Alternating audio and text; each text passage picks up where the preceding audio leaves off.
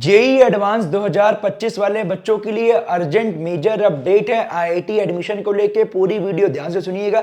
FAQ release किया गया है, जानना आपको बहुत जरूरी है। बच्चों को लगता है एडवांस से ओनली आईआईटी मिलता है, बट आईआईटी के अलावा आईएसटी हो गया, आरजीआईपीटी हो गया, आईएपी हो गया, आईएससी बैंगलोर हो गया, एंड पहले आपका आईसर भी था, अब वो अलग से आईआईटी का एग्जाम होता है। कब किस बच्चे को क्या करना है सब आपको इस चैनल पे बताया जाएगा। उसके लिए सब्सक्राइब कर लीजिएगा, नोटिफिकेशन दबा लीजिएगा। कुछ मिस होगा दिक्कत आपको ही आएगी। आईएसटी, आरजीआईपीटी, आईपी, आईएससी के लिए अलग से अप्लाई करना पड़ता है। वो कब करना होगा, कैसे करना होगा, सब आपके भैया बताएंगे। सब्सक्राइब करना मिस मत कीजिएगा। तो आपके सामने सारी चीजें ये डिस्कस करते हैं। लिंक का डिस्क्रिप्शन में, टेलीग्राम चैनल का, व्हाट्सएप चैनल का ज्वाइन कर लीजिएगा, क्योंकि आपको सब चीजों का गाइडेंस मिल रहा होगा।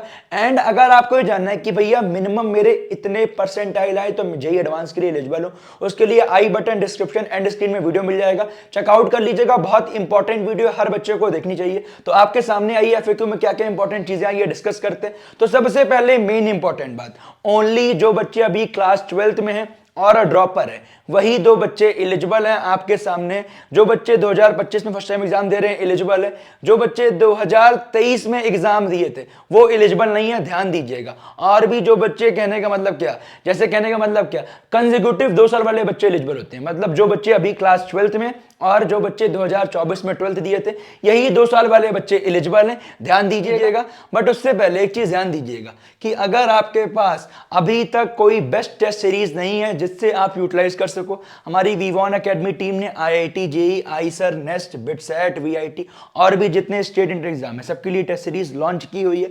बहुत सारे बच्चे ऑलरेडी इसका फायदा उठा रहे हैं और जेईई मेन में बहुत सारे बच्चों ने एक अच्छी परसेंटाइल ले गया है। तो जो बच्चों को एडवांस हो गया, आईसर हो गया, साथ में बिटसेट हो गया, नेस्ट हो गया, महाराष्ट्र सीटी, मणिपाल हो गया, वीआईटी हो गया, टेस्ट सीरीज चाहिए, सभी का सब्सक्रिप्शन एक ही कॉस्टिंग में मिल जाएगा। आपका 6 महीने का सब्सक्रिप्शन मात्र 499 रुपीज का है, 3 महीने का 375 रुपीज का है। मेरा पर्सनल रिकमेंडेशन है आप 3 महीने या 6 महीने वाला लीजिए, कोड यूज कर लीजिएगा जेईई 2025, केवल मात्र 50 बच्चों के लिए लगाया गया है। अदरवाइज आपके प्राइस बढ़ जाएंगे। करना क्या, आप किसी का भी एक सब्सक्रिप्शन लोगे, आपको सारे टेस्ट खुल जाएंगे। तो आपके लिए एक बहुत अच्छी अपॉर्चुनिटी में आपको प्रीवियस ईयर मिल जाएगा, मॉक टेस्ट मिल जाएगा, और आपको लगाना बहुत जरूरी है। आप खुद सोचिए, उसमें आपको डिटेल में एनालिसिस, सोल्यूशन, सारी चीजें मिल जाएंगी। इतने कम कॉस्टिंग में कहीं नहीं मिलने वाला। आप खुद सोचिए, टॉपिक वाइज सेक्शनल हो गया, प्रीवियस ईयर हो गया, आपको टॉपिक वाइज पीवाईक्यू भी मिल जाएगा। तो इससे अच्छी अपॉर्चुनिटी कहीं नहीं मिलेगी। 3 महीने का लोगे, 3 महीने में बाय नाउ पे क्लिक करना, एंड साथ ही में आप कोड लगाइएगा जेईई 2025, आपको 50% का और डिस्काउंट मिल जाएगा। इतने कम कॉस्टिंग में आपको कहीं नहीं मिलने वाला, ये मेरी गारंटी है। तो ये आपके सामने है, लिंक का डिस्क्रिप्शन में दिया गया वेबसाइट का, या वीवॉन एकेडमी सर्च करोगे आपको मिल जाएगा। आपका मात्र 375 रुपीज का है। मेरा पर्सनल रिकमेंडेशन है, आपका आईसर हो गया, नेस्ट हो गया, जितनी भी है मेंस, एडवांस, सब मिल जाएगा। तो लीजिएगा, फायदा आपका ही। अदरवाइज बोलोगे भैया आपने बताया नहीं, इतनी अच्छी अपॉर्चुनिटी थी। तो आपके सामने सारी चीजें क्या है, I have declared my category wrongly during JEE main. Can I correct in advance? तो जो कैटेगरी आपने JEE मेन में लगाई है वही एडवांस में चलती है। एडवांस में कोई भी चेंजेस नहीं होते, ध्यान दीजिएगा। किसी को भी अगर चेंज करना है, जो अभी आपका JEE मेन सेकंड अटेम्प्ट का करेक्शन विंडो आएगा वही चेंज कर लीजिएगा, बट आपका यहां चेंज नहीं होता, ध्यान दीजिएगा। अब ध्यान दीजिए, I have declared my category as general EWS during JEE main, but I do not belong general EWS. Can I register for JEE advance? Yes, you can register by declaring that you do not belong to EWS. मतलब आप general से कर सकते हो, कोई दिक्कत नहीं।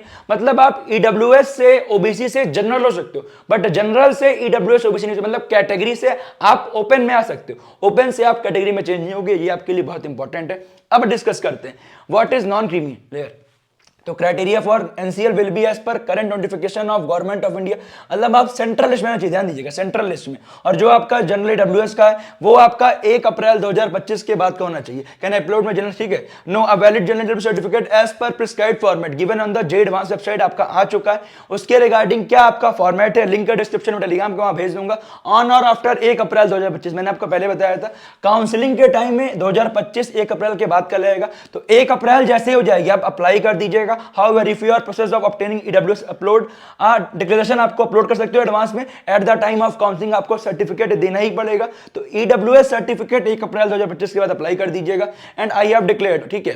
तो ये आपका यू कैन रजिस्टर, वही सेम ओबीसी वाले बच्चों के लिए भी है। अब ध्यान दीजिएगा एक चीज क्या, तो अ वैलिड ईडब्ल्यूएस सर्टिफिकेट आपका अपलोड करना पड़ेगा कब? At the time of counselling. अगर आपका at the time of advance registration का टाइम आपका नहीं बन पाता है, आप डिक्लेरेशन भी लगा सकते हो, बट मेरा रिकमेंडेशन यही है 1 अप्रैल के बाद बनवा लीजिए, आपको कोई दिक्कत वाली बात नहीं है। ये देखो, no for availing the benefits of OBC and reservation the caste should be listed in current updated central list. आप सेंट्रल लिस्ट में आने चाहिए, अदरवाइज कुछ लोग स्टेट लिस्ट में आ रहे हैं, सेंट्रल में नहीं आ रहे, तो आप एज अ एडवांस में या फिर आपके काउंसलिंग में एज अ जनरल ही कैलकुलेट हो गए। ध्यान दीजिएगा, आपको अपना एज पर सेंट्रल वाला सर्टिफिकेट लेके आना ही पड़ेगा।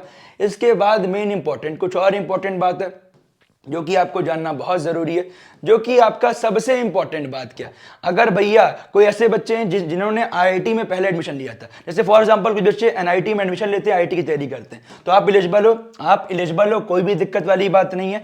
अब बात करते हैं, आपको आईआईटी की सीट मिली थी जोसा में, बट आपने फी पेमेंट नहीं की थी, एसएएफ पे नहीं किया था, आप एलिजिबल हो, कोई दिक्कत नहीं, क्योंकि आपने कोई सीट खराब नहीं की है। अगला आपका फेक है कि आप आईआईटी का मतलब कहने का जोसा में आपको आईआईटी की सीट मिली, आपने एसएएफ पे किया बट विड्रॉल कर लिया, तब भी आप एलिजिबल हो, क्योंकि आपने कोई सीट खराब नहीं की। अगली इंपॉर्टेंट बात क्या, आप एसएएफ पे किए थे, I was offered a seat in IIT during 2024, SAF पे किया था एंड आपने ऑनलाइन रिपोर्टिंग की थी, डॉक्यूमेंट वेरिफिकेशन करवाया था एंड बट आपने ज्वाइन नहीं किया था प्रोग्राम, मतलब आपने एक आईआईटी की सीट खराब की, तो आप एलिजिबल नहीं हो जे एडवांस 2025 के लिए। या फिर आप आईआईटी का एग्जाम मतलब एडवांस से आपका कहने का मतलब जोसा का आपने सिलेक्शन लिया आईआईटी में, उसके बाद आप बीच में प्रोग्राम को लेफ्ट कर दिए, कहने का मतलब आप आईआईटी की वो सीट पाए थे, फिर आपको वहां अच्छा नहीं लगा, ब्रांच पसंद नहीं है या कुछ भी आपका मन नहीं किया और आपने बीच में आईआईटी की सीट छोड़ दी, तब भी आप एलिजिबल नहीं हो। कहने का मतलब अगर आप किसी तरह से आईआईटी की सीट लेने के बाद उसे छोड़ते हो या आप एक सीट खराब करते हो, तो फिर आप एलिजिबल नहीं हो। अदरवाइज आप एलिजिबल, आपको सीट मिली थी, आपने एसएएफ पे नहीं किया था या आपने विड्रॉल कर दिया था, तब आप एलिजिबल हो। और किसी के मन में कुछ डाउट होगा कमेंट कीजिएगा। तो ये सारी इंपॉर्टेंट बातें थी एंड साथ ही में कुछ भी आपको डाउट है रिगार्डिंग जे एडवांस, ये आपके इंपॉर्टेंट है एंड साथ ही में 75% क्राइटेरिया है, ध्यान दीजिएगा, जनरल ईडब्ल्यूएस ओबीसी वाले बच्चों के लिए, एससी एसटी पीडब्ल्यूडी वाले बच्चों के लिए 65% है, या फिर आप टॉप 20 परसेंटाइल में आने चाहिए।